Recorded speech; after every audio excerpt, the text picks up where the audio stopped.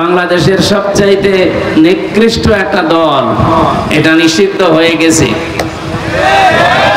এই দেশের জন্য এটা একটা নিয়ামত।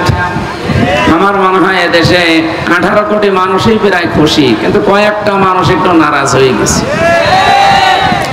তার ভেতরে উপদেষ্টা নামে কিছু মানুষ আছে যেগুলো আসলে জাতির জন্য ক্যান্সার। এই মানুষগুলোকে উপদেষ্টা বানানো ঠিক হয়নি। তারপর মাহফুজ আলম একজন, এই শয়তান তার নিজের কথা ঠিক রাখতে পারে নাই। যে এই কথাগুলো বলে সে শপথ নিয়েছিল, শপথ ভঙ্গ অলরেডি সে করে ফেলেছে। এই জন্য সে এখন অবৈধ উপদেষ্টা। এই কথা বললে না কেন? আরে ভাই, অন্যায় যে করবে তার বিরুদ্ধে যদি কেউ প্রতিবাদ না করে, ওর ইমানে সমস্যা আছে। উনি একটা অন্যায় করেছে অলরেডি। এই বাংলাদেশ থেকে ফ্যাসিবাদ বিদায় করার পর এটা নিষিদ্ধ করার জন্য যারা সবচাইতে বেশি ভূমিকা রেখেছিল তারা ইসলামপন্থী মানুষ। আপনি দেখেন, ইসলামপন্থী মানুষগুলোই বেশি ভূমিকা রেখেছে, আর এদের কারণে অলরেডি নিষিদ্ধ হয়ে গেছে।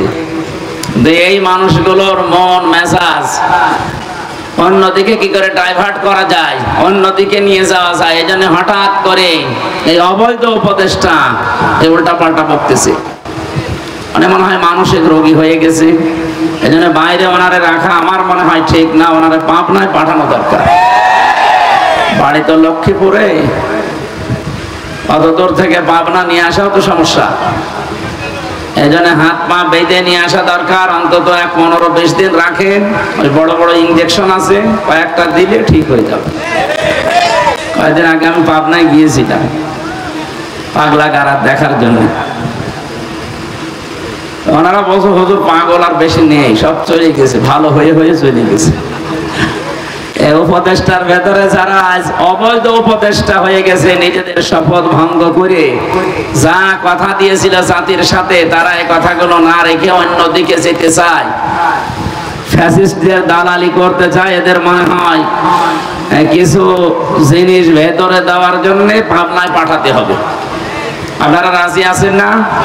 যদি সুযোগ পায় সামনে জাতি, আমার মনে হয় তাদেরকে পাবনায় পাঠাবে ইনশাআল্লাহ, যদি ওরা ভালো না হয়।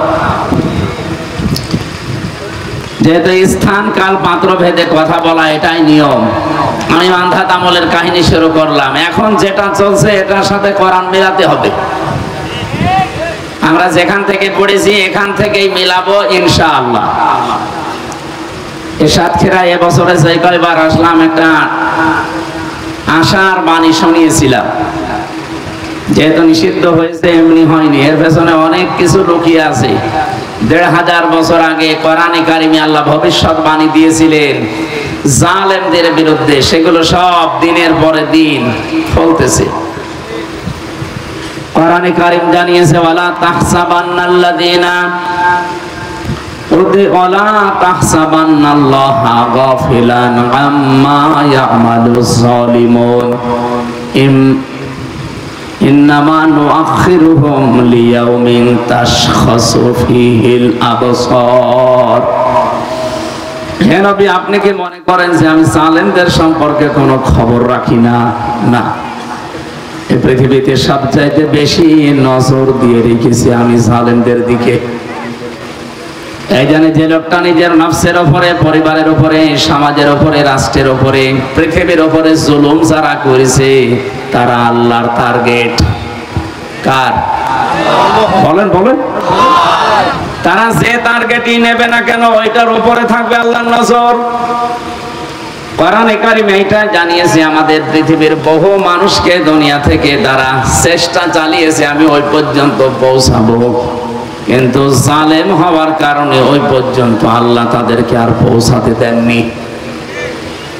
আপনি একেবারে সে আদম নবী থেকে আরম্ভ করে দেখেন, যারা জুলুম করে টার্গেট পর্যন্ত যেতে চেয়েছে তাদেরকে আল্লাহ ওই পর্যন্ত আর যেতে দেয়নি। আদম নবীর সন্তান থেকে এটা আরম্ভ হয়েছে। আপনারা হাবিল কাবিলের কথা শুনেছেন। কোরআনে কারিমে আল্লাহ আমাদেরকে যথার্থভাবে আয়াতটা শোনাতে বলেছেন নবীজিকে। واتل عليهم نبأ بني آدم بالحق إذ قربا قربانا فتقبل من أحدهما ولم يتقبل من الآخر إلى آخر آية সূরা মায়েদার 27 নম্বর আয়াতে আছে। এই এদিকে তাকান, এই ছেলে, এই তোর কি, বসো বসো বসো। আর ওঠা যাবে না, 1 ঘন্টা ওইভাবে বসে থাকবো। এদিকে তাকান, কোন দিকে বসে আছেন আপনি? এদিকে তাকান, কি আশ্চর্য গো। আরে ভাই, এটা তো খুলনা বিভাগ নাকি রংপুর বিভাগ?